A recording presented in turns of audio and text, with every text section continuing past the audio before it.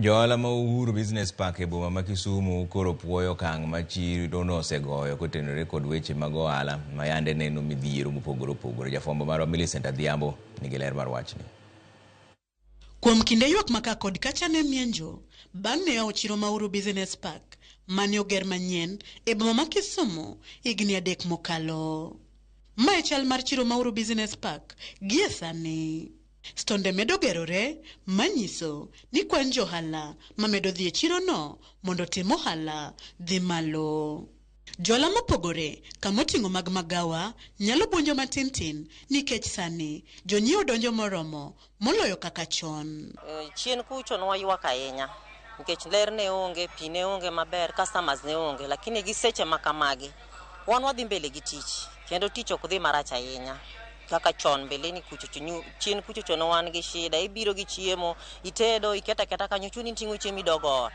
Sani watemo customers biro, nitie ji mang'eny moseng'e ni wantie Uhuru Market ka. Akwa jowetena no Uhuru Market ka bi uru mondo wati uru gimora mora nitiere maber, customers be donjo. Kidwaro kienyeji bi Uhuru Market, kidwaro cereals bi Uhuru Market, bi negi wangi to parking bende wan go, gimora mora iko sambamba. Kotelnegi kod jakom mar chiro no gijiwo johala mondo were kod siasa ewi wach daro ji mondo dhi otim ohala e chiro ma Uhuru Business Park.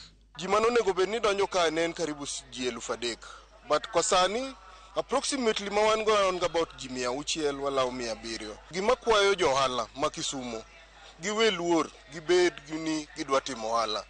Kech siasa osebedo mang'eny, jomoko dwa nogo siasa to gin johala. Johala be koro dhi odonjo, moko nitie modonjo siasa mok nyal timo ohala. Joma pod wacho ni Uhuru Market ok ti, ok ang'e ni nitie Kisumu mane, lakini Uhuru Market tiyo, otende man Uhuru Market tiyo te kendo gitiyo maber. Kendo customers oseng'e ni wantie ka biro chiemo. Akwayo johala duto moanda swehra manie ndara maringo koni gi jo county government bi uru mondo walokuru. Chieng' moro bro chopo chieng' mibro yuaga ng'eto ko mibro dhie onge. Kwayo mar jonyam lori gi jo Garissa Lodge already gin joma nosobiro kama nogedo maber, kendo most of them gin gi ute ka makata gin gi wegi ging'eyo.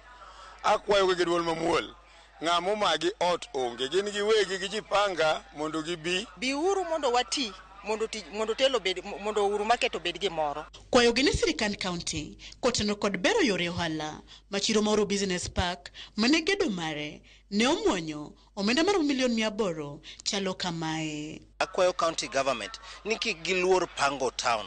Gipang town nikech wadwaro ni mtokni mag matatu obed ni nya drop ji along Nyerere Road karkae. Mano wang'ayo magibo konyo go Uhuru Market mondo wabed gi customer seche duto te ka bende jo matatu sector beringe wang'ayoni. E seche gi makoro lokruok chako neno e chiro no, geno koro nitie ni odiochieng' chiro maduong' mar loko e Uhuru Business Park kaka oseyangi ni biro bedo chieng' tich abich ka tich abich. Dongruok e yor uso e chiro no biro medore.